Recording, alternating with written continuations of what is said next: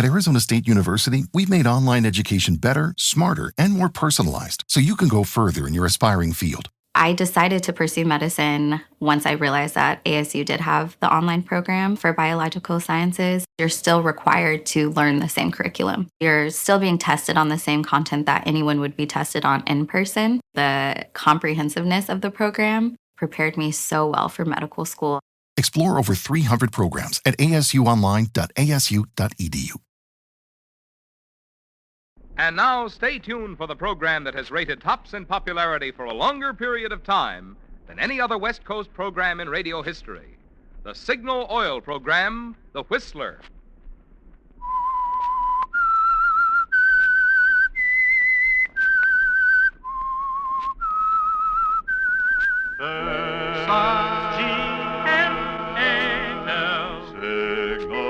Signal gasoline. Signal, the famous Go Farther gasoline, invites you to sit back and enjoy another strange story by The Whistler. For extra driving pleasure, the signal to look for is the yellow and black circle sign that identifies signal service stations from Canada to Mexico. And for Sunday evening listening pleasure, the signal to listen for is this whistle that identifies the Signal Oil program, The Whistler.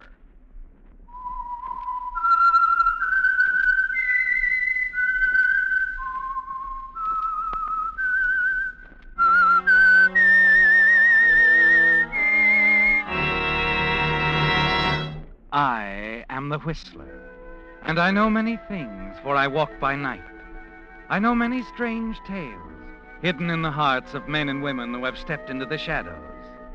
Yes, I know the nameless terrors of which they dare not speak. And now the Whistler's strange story, Brotherly Hate.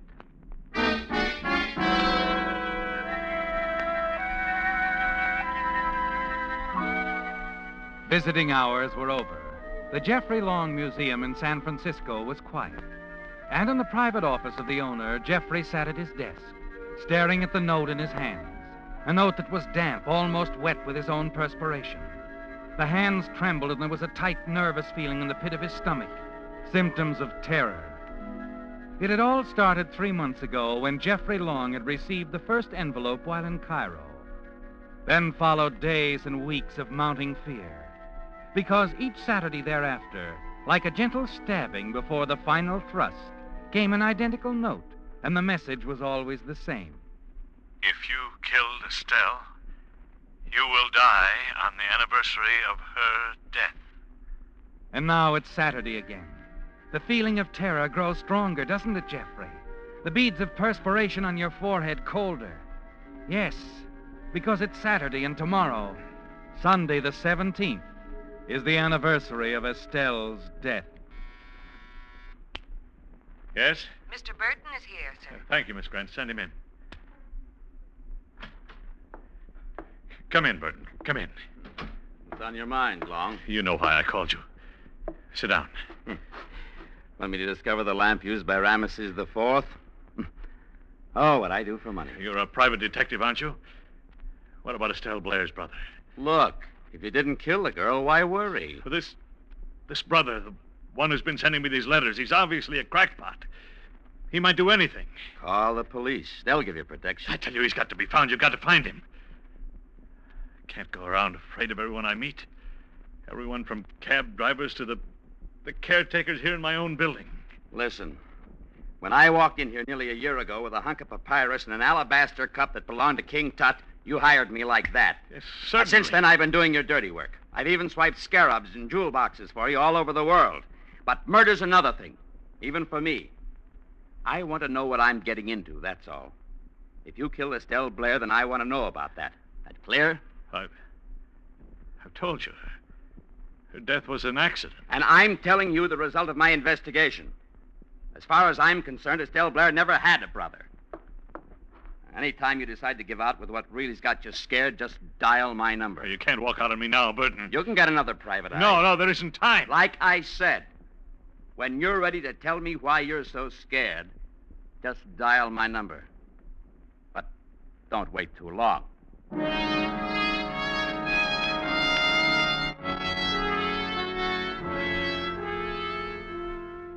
It's turned out as you feared it would, hasn't it, Jeffrey? Yes. Burton, the private detective, hasn't been able to find Estelle Blair's brother. And now there's only one thing to do. You know there's too much to lose if you were murdered. The resultant investigation would certainly reveal the ugly facts surrounding your former assistant's death. You have immortality to lose, Jeffrey. Your name is the greatest private collector of Egyptology in the world. The proud name that shines brightly from the brass plaque on your great museum. The museum you intend to will to the city on your death. Quickly, you get to your feet. Hurry to the small cabinet and take down a bottle marked poison. There is a way out, isn't there? A way you can preserve the honored name of Jeffrey Long. Excuse me, Mr. Long. Yes? What is it, Miss Grant? You won't be needing me anymore this evening, sir. I thought I'd run along. No, I won't be needing you, Miss Grant. No. On second thought, perhaps you'd better stay a few minutes. There is something you can do. Yes, sir. I'll call you. As you walk back to your desk, you unscrew the cap on the bottle of poison. A Herculean force drags at your arm as you try to lift the bottle to your lips. Finally, you succeed. Your throat is numb as you take one swallow, then another, and another. Then a sudden stiffness seizes your hand. The bottle slips through your fingers. Slowly, you walk around the desk, slump into the chair. You wait a minute or so and then press the buzzer. Come in, Miss Grant.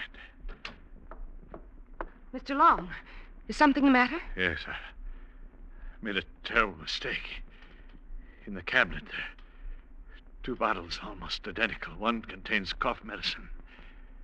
The other, deadly poison. Mr. Long, you didn't really take Listen to me carefully, Bernice. It was a mistake, do you understand? Be sure they know. They mustn't think otherwise. It wasn't suicide. Remember that. It wasn't suicide. You're not going to die. What? I was afraid you'd do something like this. I poured the poison down the sink yesterday afternoon. What you drank was just colored water.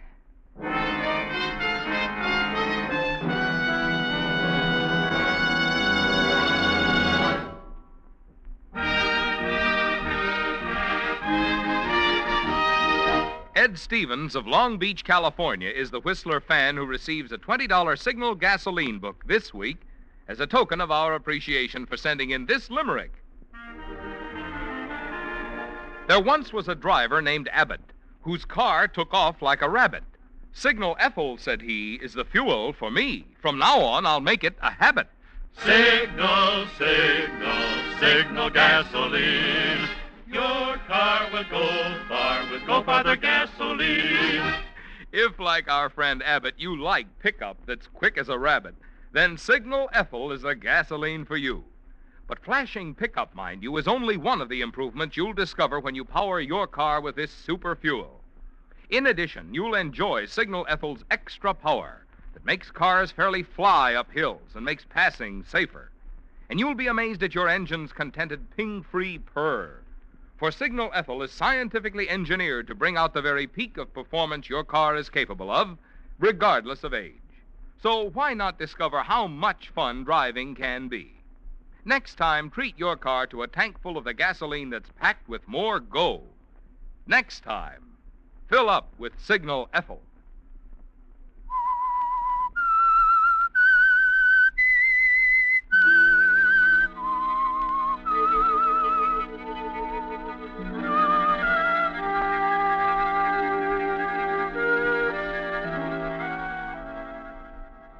When you raised the bottle of poison to your lips, you thought it was the only way out, didn't you, Jeffrey? You would cheat Estelle Blair's brother, the man who had sworn to kill you, if you took your own life and make it appear as an accident. And you would preserve the honored name of Jeffrey Long. Then, as you sat at your desk waiting for death, Your secretary, Bernice Grant, informed you that you wouldn't die because she'd poured the poison out of the bottle the day before, replaced the deadly contents with harmless colored water. I was afraid you'd try to kill yourself. You see, I've known about the letters. You knew all along? Yes. I've seen the fear, the worry in your eyes, the torture. But I couldn't let you do this. I'll do it again. You or no one else can stop me. No, you mustn't. Please. I can help you. Please leave me alone, Bernice. Promise me you won't Leave try. me alone, Bernice, please. I can help you. I want to help you. I said... What'll I do, Bernice? What'll I do? We must find Estelle Blair's brother. You could talk to him. Tell him it was an accident. Yes. Yes, I could tell him how she slipped. Fell off the boat. I could show him I wasn't to blame. I'm sure I could find him. I know if you'll trust me. No, it's impossible. What if I told you I'd already located Estelle Blair's father? You what? Yes. I learned about him the other day. He's living in the old men's home in Santa Peralta. I know if I can talk to him. Oh, please, let me try. Well, You promise not to try again to take your life. are you sure you're not making all this up just... I tell you, I know I can find Estelle's brother. Now, promise me. All right. All right. Then go to the King Tut room in the basement. There's a telephone there and a couch. Stay there until I call you. I'll bring you some food later. Will you go? Yes, Bernice. If you say so. And please, no matter what happens, trust me. You must trust me. You see, I love you, Jeffrey.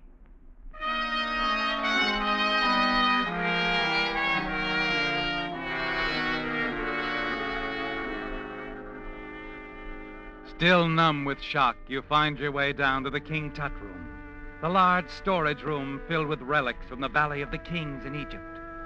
Without even taking off your tie, you lie down on the couch and drop into a deep sleep.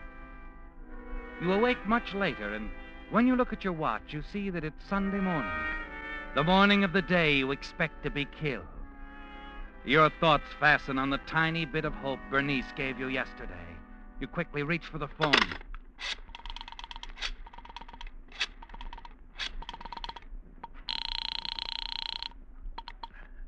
Good morning. Visaya Apartments. Miss Grant, please. Thank you. Hello? Bernice, this is Jeffrey. Have you found anything more about Estelle's brother? Not yet, but Jeffrey, I've made progress. I definitely know she had a brother. He's somewhere in San Francisco. But today is the anniversary of Estelle's death. The day it's going to happen. I can't just wait. You've got to wait. You must be patient, Jeffrey. At any moment, I may have some news. What about the father in Santa Peralta? You must trust me, Jeffrey. I know, but what did he say? What's the brother's name? I don't know yet. But the father, didn't he tell you? I'm working as fast as I can, Jeffrey. You must believe that. I'll call you later, this afternoon. Maybe I'll have some very good news. Just wait and be patient, will you? Don't go out. Oh. All right, Bernice. And remember, Jeffrey, I love you. I will, Bernice. I guess I should have known it long ago.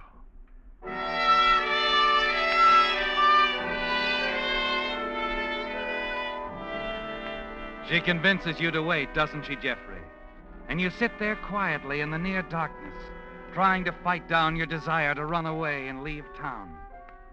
You're debating this when you hear footsteps from the direction of the stairs outside. You tense nervously, staring at the door. Someone is coming, Jeffrey, into this room. Someone who moves quietly and has a key. You want to run, but the door's the only way, and then... Good morning, Mr. Long. Carruthers, what are you doing here? Why, Grady, the regular caretaker, is on his vacation, sir. I'm relieving him this week. But this is Sunday. You're not supposed to be here on Sunday.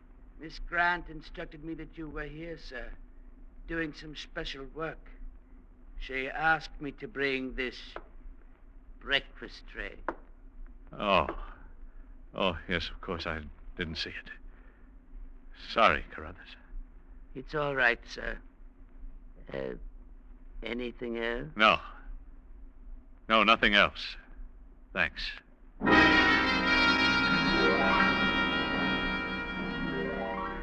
You watch him leave, stare at the food, suddenly realize you're unable to eat it or to even think of hunger. Your nerves are getting the best of you, aren't they, Jeffrey? And you decide to take a chance and drive to Santa Peralta yourself at once. Talk to Estelle's father. You're sure you can make it and be back before Bernice calls you.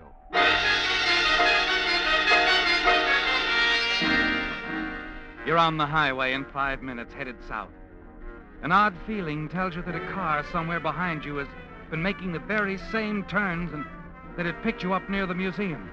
But you try to put it out of your mind when no attempt is made to catch up with you.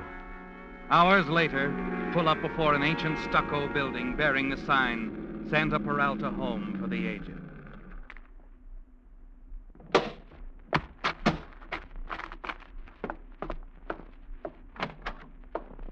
Well, a visitor so early. Welcome. Oh, thank Welcome. you. I'm looking for a man by the name of Blair. I'm sorry, Mr. Long. Jeffrey Long. Oh, I'm sorry, Mr. Long. No one here by that name. Maybe he's here under another name. He had a daughter named Estelle. No one here with a daughter named Estelle. She's a pretty girl, blonde. Tragically killed about 2 years ago at sea, the Mediterranean. She fell overboard. Oh, a pity. Yes. But I'm afraid you have the wrong place. We have only 10 gentlemen here, and I know their records very well. We've never had your Mr. Blair here in San Peralta. You're sure? Absolutely, Mr. Long.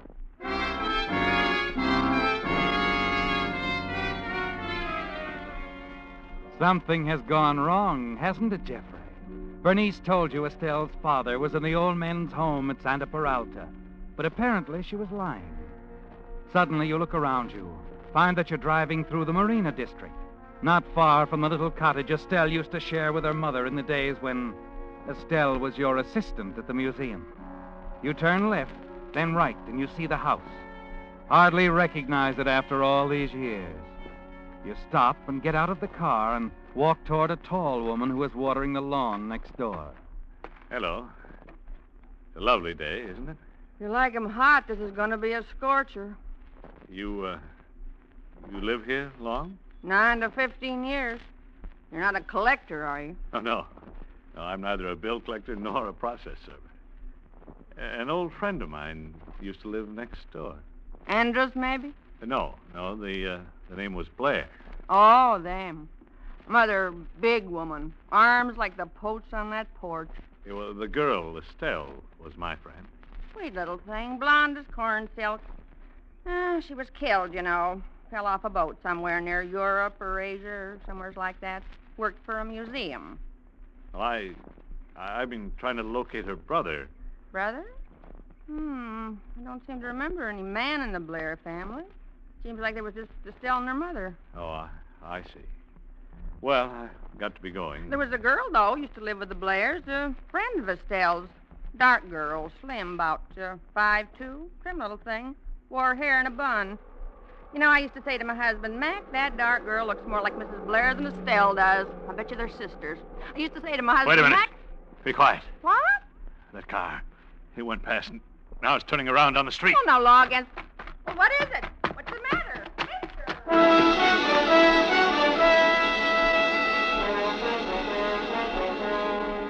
In your car, driving fast, you begin to pull away from the car in back of you. Soon lose sight of it altogether. Slowing down, your mind stops racing too. And then it hits you, Jeffrey. Something that woman back there said. Dark girl, slim, about 5'2", trim little thing, wore hair in a bun. You know, I used to say to my husband, Mac, that dark girl looks more like Mrs. Blair than Estelle does. I bet you they're sisters. That's it. Sisters. Of course. Yes, Jeffrey, that's it. An exact description of Bernice, your own secretary. Suddenly it all becomes very clear to you, doesn't it? You noticed it the first day she came to work for you. There was something familiar about her. She reminded you of someone, but you were never able to figure out who she resembled. And now you know. You've been a fool, haven't you, Jeffrey? The way you've played into her hand. You're certain Bernice is Estelle's sister. And all the while, she's the one who's been sending the notes, intending to avenge her sister, Estelle.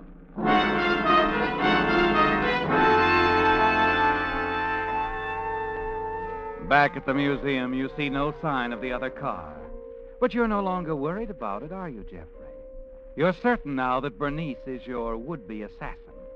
You hurry inside and wait for her call. The hours drag by, and then... Hello? Jeffrey, darling, I'm calling from a payphone in a drugstore on Broadway. Someone is watching me, so don't ask any questions. Just do as I say. All right, Bernice. Jeffrey, I found the brother. He's going to try to kill you tonight, but he doesn't know where you are. But you... Be sure you keep all the lights out there in the basement. Oh, yes, of course. And don't call anyone. Don't tell anyone where you are. No, of course not. I'll meet you there in half an hour. Don't call anyone. You understand? Yes. Yes, I understand. Goodbye, Jeffrey. Darling. She's clever, isn't she, Jeffrey? She's maneuvered you on the very anniversary of Estelle's death into the basement of the museum where no one can hear a sound through the thick walls. But it's over for her now, isn't it? All over.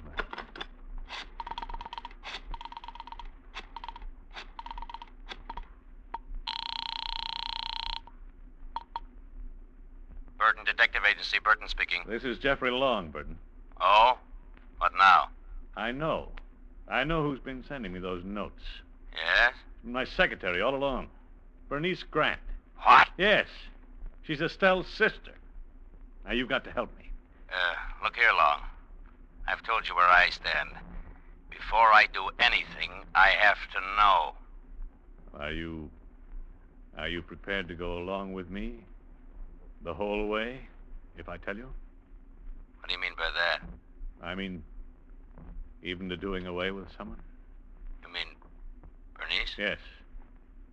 If it's necessary. Anything for money. You know that. All right. Yes, I killed Estelle. I pushed her overboard, but she had it coming. I'll tell you about it later. Are you with me now? Of course. I'll be right over. You better bring along a man you can trust. Bernice is coming here to the King Tut room in the basement in half an hour. She'll probably have a gun. Can I depend on you? Don't worry about a thing. We'll meet you there.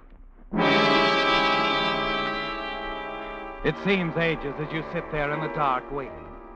Then when the illuminated hands on your watch point to 8:30, you hear Bernice coming.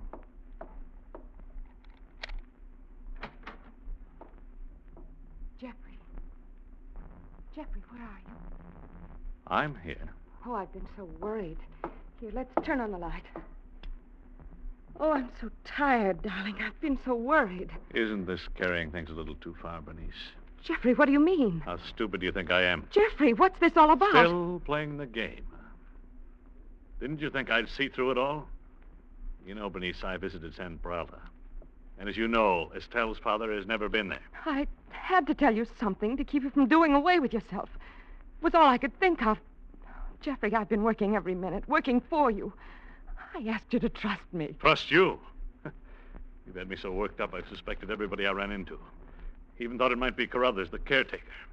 And in the car, I imagined someone was following me. You didn't imagine it. You were being followed. What? I was afraid you might go out. I called in the police, begged them to put a man on you. Do you expect me to believe that?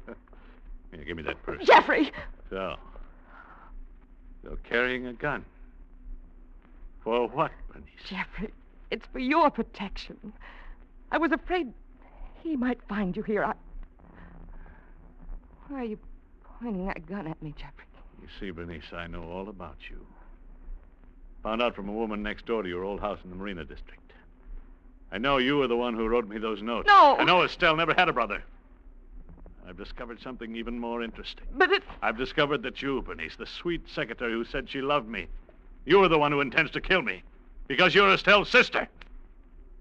And that's why I'm going to kill you.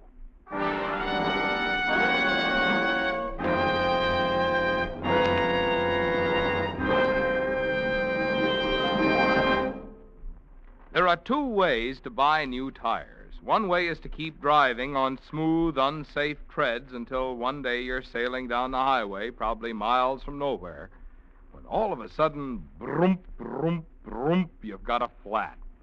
Your old tire is probably ruined before you can stop, so it's now worth nothing. All you can do is take whatever make of tire the nearest station carries at whatever price they're charging. Well, there must be a better way to get new tires. And there is. That way is to trade in those remaining unsafe miles to your signal dealer now while he's giving today's biggest allowance. What's more, the new tires on which signal dealers are giving this generous trade-in allowance are first-line Lee tires, famous over 47 years for long mileage. And today's Lees, made of cold rubber, toughened still further with patented Fill Black O, actually wear 30 to 40% longer than ever before. So from a dollars and cents standpoint, you just can't afford to keep on driving on treadbare old tires. Not now, while signal service stations will trade them for new Lee tires at such surprisingly small cost. Stop in at your nearest signal dealers tomorrow. Get his generous trade-in offer, and you'll know what I mean.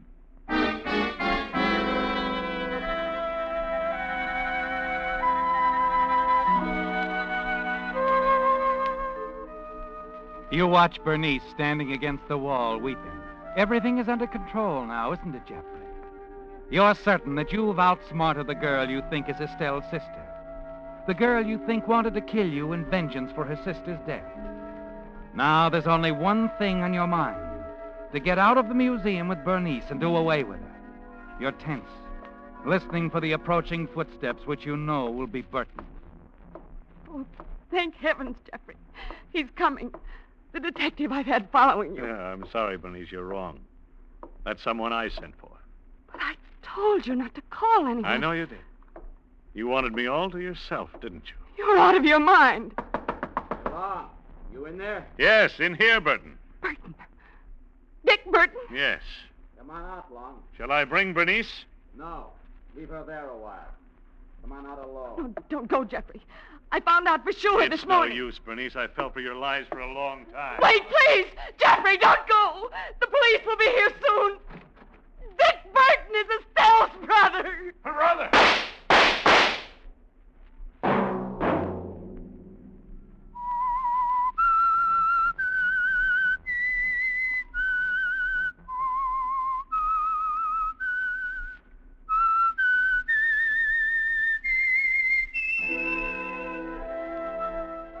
Let that whistle be your signal for the signal oil program, The Whistler, each Sunday night at this same time. Brought to you by the Signal Oil Company, marketers of Signal gasoline and motor oil and fine quality automotive accessories.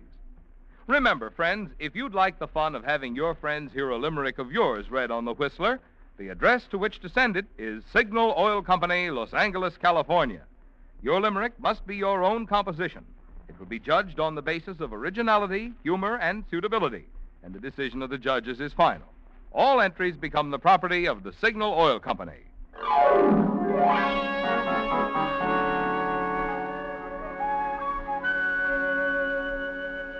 Featured in tonight's story were Willard Waterman, Virginia Gregg, and Wilms Herbert. The Whistler was produced and directed by George W. Allen, with story by Harrison Negley, music by Wilbur Hatch, and was transmitted to our troops overseas by the Armed Forces Radio Service. The Whistler is entirely fictional, and all characters portrayed on The Whistler are also fictional. Any similarity of names or resemblance to persons living or dead is purely coincidental. Remember, at this same time next Sunday, another strange tale by The Whistler.